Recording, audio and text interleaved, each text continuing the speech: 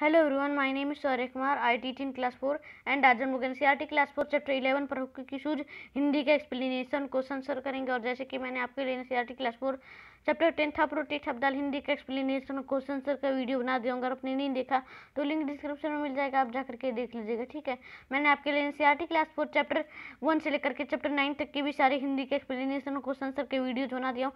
अगर आपने उतना भी नहीं देखा तो लिंक डिस्क्रिप्शन में मिल जाएगा, आप जाकर के देख लीजिएगा। ठीक है, मैंने आपके लिए एनसीईआरटी क्लास 4 चैप्टर मैथ के भी सारे 1 से लेकर के 14 चैप्टर तक के सारे एक्सप्लेनेशन क्वेश्चन आंसर के वीडियो बना दिया। वो बुक ही खत्म हो गया, मतलब मैथ चैप्टर ही पूरा मैथ का जितना भी चैप्टर था वो कंप्लीट हो गया। तो उसका प्लेलिस्ट का लिंक आपको डिस्क्रिप्शन बॉक्स में मिल जाएगा, आप जाकर के प्लेलिस्ट में देख लीजिएगा। प्लेलिस्ट में सारे वीडियोज हैं। ठीक है, और मैंने आपके लिए एनसीईआरटी क्लास 4 ईबीएस के भी सारे वीडियो बना दिए 1 से लेकर के 27 चैप्टर तक के। अगर आपने नहीं देखा तो लिंक डिस्क्रिप्शन में मिल जाएगा, आप जाकर के देख लीजिएगा। ठीक है, वीडियो का नहीं प्लेलिस्ट का। ठीक है, तो चलिए हम लोग अपने एनसीईआरटी क्लास 4 चैप्टर 11 पर शुरू हिंदी का एक्सप्लेनेशन और शुरू क्वेश्चन आंसर शुरू करते हैं। और जैसे जैसे क्वेश्चन आएंगे वैसे वैसे उससे हम लोग अटेम्प्ट करेंगे। तो हमारे चैप्टर का नाम है परहक्कू की सूझ। और किसी भी चैप्टर को पढ़ने से पहले हम लोग उस चैप्टर के नाम को समझते हैं। परहक्कू की सूझ मतलब इसमें कोई एक परहक्कू है जो बहुत पढ़ा लिखा है और उसी की यहाँ सूझ एक कहानी है। ठीक है, तो चलिए कहानी को पढ़ते हैं। कहानी ने एक पोयम की तरह, मानिए कि एक पोयम से थोड़ा सा ज़्यादा बड़ा है, लेकिन मानिए कि एक पोयम की तरह ही है। एक परहक्कू बड़े तेज थे, तर्क शास्त्र पढ़ते थे। मतलब एक जो परहक्कू थे जो बहुत पढ़ते थे वो बहुत बड़े तेज थे, वो बहुत सारे तर्क शास्त्र पढ़े हुए थे। तर्क शास्त्र मतलब मंथिक होता है ना, जैसे शास्त्र पढ़ते थे। पहले के ज़माने में शास्त्र चलता था, तर्क शास्त्र, उसे तर्क शास्त्र कहते, जैसे अभी आप स्कूल में जाके पढ़ाई करते हैं। ठीक है, अभी तो नहीं, ऑनलाइन में। ठीक है, जहाँ ना कोई बात वहाँ भी नई बात करते थे, जहाँ कोई बात भी नहीं रहती थी वहाँ भी नई बात कर देते थे, नई बात बोल देते थे।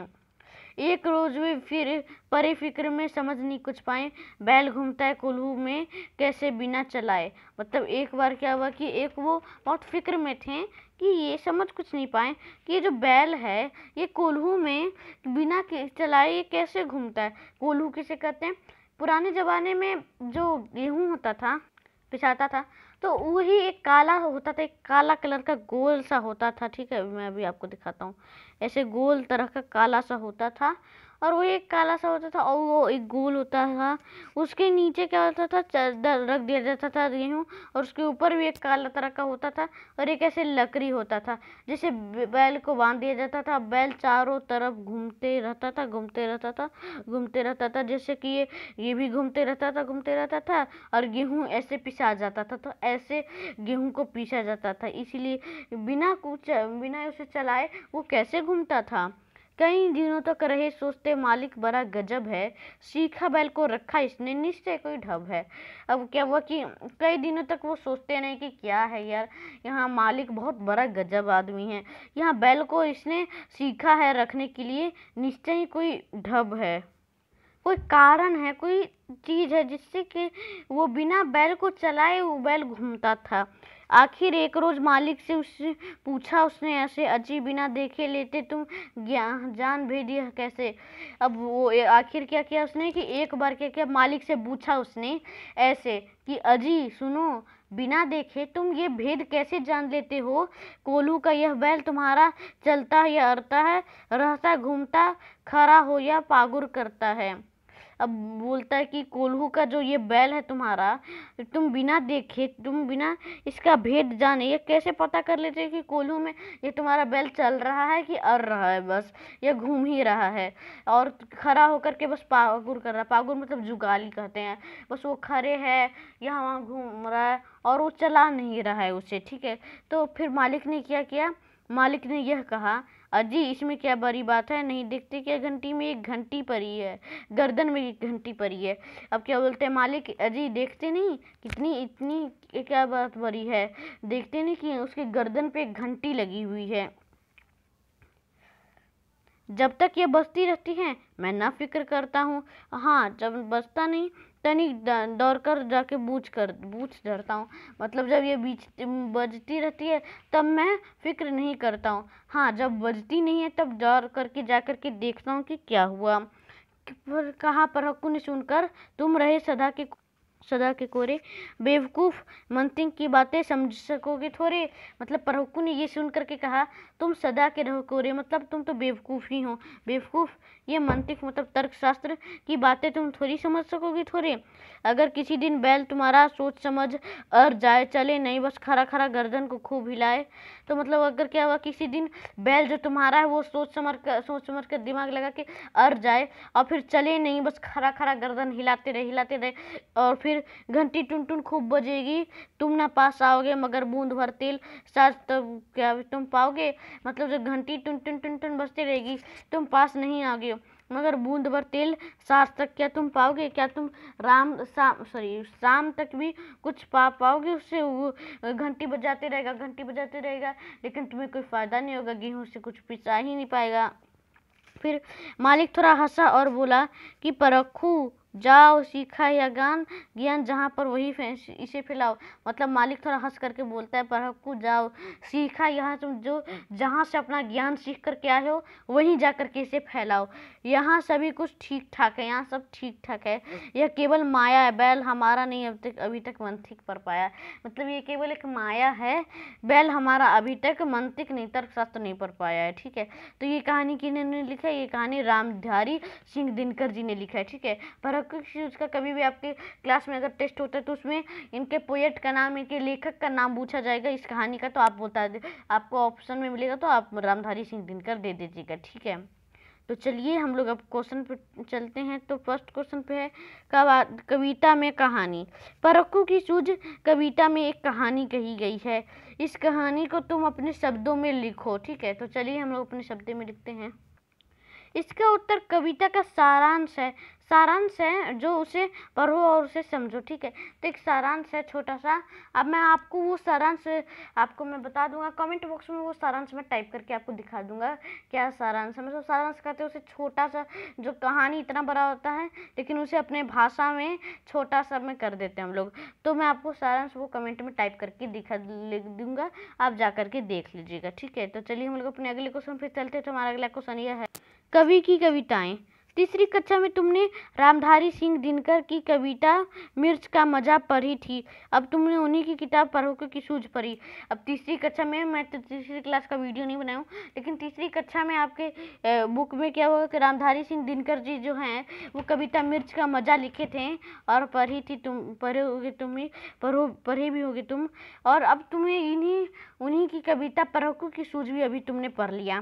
पहला क्वेश्चन क्या है, दोनों में से कौन सी कविता पढ़कर तुम्हें ज़्यादा मजा आया। चाहो तो तीसरी की किताब फिर से देख सकते हो। ठीक है, दूसरा है, तुम्हें काबुली वाला ज़्यादा अच्छा लगा या परखू या कोई भी अच्छा नहीं लगा। और तीसरा है अपने साथियों के साथ मिलकर एक कविता ढूंढो, कविता इकट्ठा करके कविता की किताब बना दो। ठीक है, तो आपको ये तो तीसरा क्वेश्चन आप खुद कर लीजिएगा, डू इट योरसेल्फ, लेकिन दो क्वेश्चन मैं आपको बता देता हूँ। चलिए इन दोनों क्वेश्चन का उत्तर देखते हैं। तो उत्तर यह है, दोनों में से मुझे परखू की सूझ कविता ज़्यादा मज़ेदार लगी। इसमें तर्कशास्त्री हुई, इस परखू में तर्कशास्त्री ने की पढ़ा लिखा है, फिर भी बैल के मालिक से मूर्खतापूर्ण सवाल करता है, इससे कविता काफ़ी रोचक बन जाती है। ठीक है, आगे तुम्हें काबुली वाला अच्छा लगा या परखू, तो इसका उत्तर यह है, उत्तर मुझे दोनों ही बड़े अच्छे और मज़ेदार लगे। और तीसरा तो अपने आप को स्विमिंग करना है। ठीक है, तो चलिए हम लोग अपने अगले क्वेश्चन पे चलते। तो हमारा अगला क्वेश्चन यह है, मेहनत के मुहावरे। कोल्हू का बैल ऐसे व्यक्ति को कहते हैं जो कड़ी मेहनत करता है या जिससे कड़ी मेहनत करवाई जाती है। मेहनत और कोशिश से जुड़े कुछ और मुहावरे नीचे लिखे हैं, इनका वाक्यों में इस्तेमाल करो। जैसे दिन रात एक करना, पसीना बहाना, एड़ी चोटी का जोर लगाना। तो ये ऐसे व्यक्ति को कहते हैं जो कि बहुत कड़ी मेहनत करता है या करवाया जाता है उससे कड़ी मेहनत। तो वैसे ही आपको इन तीनों का मतलब, ये तीनों मुहावरा है, इसे वाक्य में भी इस्तेमाल करके बताना है और इसका मतलब भी बताना है। ठीक है, तो चलिए इन तीनों क्वेश्चंस का, तीनों मुहावरा का मैं उत्तर बता देता हूँ क्या है, और मतलब भी बता देता हूँ, वाक्य बना के भी दिखा देता हूँ। ठीक है, तो पहला दिन रात एक करना। मतलब दिन रात एक करना क्या होता है, वार्षिक परीक्षा में दिन रात एक करना, मतलब एक दिन में ही सब कुछ नहीं कर देना, दिन रात एक ही में कर देना। इसका मतलब होता है कि वो बहुत ज़्यादा मेहनत कर रहा है। जैसे वाक्य है, वार्षिक परीक्षा में अव्वल अंक पाने के लिए सोनिया ने दिन रात एक कर दी। मतलब जो सोनिया थी, सोनिया गांधी नहीं, सोनिया एक लड़की है, सोनिया जो थी वो वार्षिक परीक्षा में अव्वल अंक पाने के लिए बहुत मेहनत की, दिन रात एक कर दी। ठीक है। और दूसरा है पसीना बहाना। तो जो हमारे किसान खेतों में पसीना बहा कर फसल उगाते हैं, अभी देखिए गर्मी का मौसम है तो धान उगता है तो इसमें गर्मी होती है, तो जो हमारे किसान हैं वो खेतों में पसीना बहाकर, सॉरी धान तो बारिश के बाद होता है, मतलब कोई भी खेत में कोई भी चीज़ रोपाता है तो उसमें किसान को तो बहुत मेहनत करना पड़ता है, तो हमारे किसान जो है खेतों में पसीना बहाकर फसल उगाते हैं। और तीसरा एड़ी चोटी का जोर लगाना। मतलब सफलता उन्हीं मिलती है जो एड़ी चोटी का जोर लगा देते हैं, मतलब बहुत हार्ड वर्क करते, बहुत मेहनत करते हैं। ठीक है। जैसे आप इतने यूट्यूबर्स को देखते हैं तो ये हार्ड वर्क किए तभी तो इतने मिलियन सब्सक्राइबर्स हैं। ठीक है। तो चलिए हम लोग अपने अगले टॉपिक पे चलते हैं। तो हमारा अगला टॉपिक यह है परहक्कू। पहला क्वेश्चन है इस पे, परहक्कू का नाम परहक्कू ही क्यों पड़ा होगा? तुम कौन सा काम खूब मन से करना चाहते हो, उसके आधार पर उसके लिए भी अपने लिए भी एक परहक्कू जैसा ही कोई शब्द सोचो। ठीक है। तो चलिए इन दोनों क्वेश्चंस का उत्तर देखते हैं। तो उत्तर यह है, परहक्कू का नाम परहक्कू क्यों पड़ा होगा, इसका उत्तर है वह दिन रात मेहनत करता होगा, दिन रात पढ़ता रहता होगा। ठीक है। और दूसरा, तुम कौन सा काम खूब मन से करना चाहते हो और उसके आधार पर एक परहक्कू जैसे नाम भी सोचो। तो मैं गप्पू खूब मारना चाहता हूँ, इस आधार पर मैं गप्पू के नाम से पुकारा जा सकता हूँ। ठीक है। मारता तो नहीं लेकिन जा सकता हूँ, मतलब मैं सकता हूँ, कर सकता हूँ ऐसा, इस आधार पर मैं गप्पू के नाम से पुकारा जा सकता हूँ। ठीक है। तो चलिए हम लोग अपने अगले क्वेश्चन पे चलते हैं। तो हमारा अगला क्वेश्चन यह है, अपना तरीका। हाँ, जब बचती नहीं दौड़ कर तनिक देख पूछ धरता हूँ। पूछ धरता हूँ का मतलब है पूछ पकड़ लेता हूँ। नीचे लिखे वाक्य को अपने शब्दों में लिखो। जैसे मगर बूंद भर तेल साज तक भी क्या तुम पाओगे। दूसरा, बैल हमारा नहीं मंतिक पर पाया। तीसरा, सीखा बैल को रखा इसने निश्चय कोई ढब है। चौथा, जहाँ नहीं कोई बात वहाँ भी नई बात करते हैं। तो ये चार जो शब्द हैं, शब्द नहीं, चार जो वाक्य हैं, ये क्या है, अलग भाषा में लिखा हुआ है। इसे आपको अपनी भाषा में बनाना है। ठीक है। तो चलिए मैं इसे अपने भाषा में बनाता हूँ। तो उत्तर यह है, पहला है कि मगर बूंद भर तेल सांझ तक भी क्या तुम पाओगे। तो इसका उत्तर है यह है, मगर शाम तक तुम एक बूंद तेल भी नहीं पा सकोगे। मतलब उसमें तेल भी पिसाता है, तो मगर शाम तक तुम एक बूंद भी तेल नहीं पा सकोगे। दूसरा क्या है, बैल हमारा नहीं अभी तक मंतिक पर पाया। तो इसका मतलब होता है हमारा बैल अभी तक तर्कशास्त्र नहीं पढ़ा है। और तीसरा है हमारा, सीखा बैल को रखा इसने निश्चय कोई ढब है। और इसका मतलब हो सकता है इसने बैल को निश्चय ही कोई तरकीब सुझा रखी है। और चौथा, जहाँ नहीं ना कोई बात वहाँ भी नहीं बात करते हैं। जैसे चौथा, जहाँ कोई भी बात नहीं वहाँ भी नहीं बात बना लेते थे। तो ये मैंने आपको चार वाक्यों को अपने शब्दों में बना करके लिख लिया। आप इस वाक्य को अपने भाषा में भी बना सकते हैं। ठीक है। तो चलिए हम लोग अपने अगले क्वेश्चन पे चलते हैं। तो हमारा अगला क्वेश्चन ये है, गढ़ना। परहक्कू नई बात गढ़ते थे, बताओ ये लोग क्या करते हैं। जैसे सुनार, लोहार, ठठेरा, कवि, कुम्हार और लेखक। ठीक है। तो चलिए इन छहों का बताता हूँ क्या ये लोग क्या करते हैं। तो सुनार जेवर को क्या करते हैं, गढ़ते हैं। लोहार लोहे की चीज को गढ़ते हैं। ठठेरा बर्तन को गढ़ते हैं। कवि जो होते हैं वो कविता को गढ़ते हैं। कुम्हार जो होते हैं वो मिट्टी के बर्तन को गढ़ते हैं। और लेखक कहानी और लेख को गढ़ते हैं। ठीक है। तो चलिए हम लोग अपने अगले टॉपिक पे चलते हैं। तो हमारा अगला टॉपिक यह है, अर्थ खोजो। ढब, भेद, गजब, मंतिक, छल। अब इसमें क्या करना, आपको नीचे दिए गए जो शब्द हैं, यहाँ 5 मैंने अभी आपको पढ़ाया, नीचे ढब, भेद, गजब, मंतिक, छल, ये मैंने आपको दिए। नीचे दिए गए शब्दों के अर्थ अक्षर जाल से खोजो। मतलब ये जो 5 शब्द हैं, ढब, भेद, गजब, मंतिक, छल, इन 5 के आपको अक्षर जाल में और इसका अर्थ खोजना है। अक्षर जाल में जैसे यहाँ लिखा हुआ है ना अक्षर जाल, इसमें आपको खोजना है इनका मतलब। ठीक है। तो चलिए मतलब खोजते हैं। तो ढब का मतलब होता है तरीका। तो ये तरीका हो गया, यहाँ से तरीका। भेद का होता है राज। तो ये हो गया यहाँ पे राज।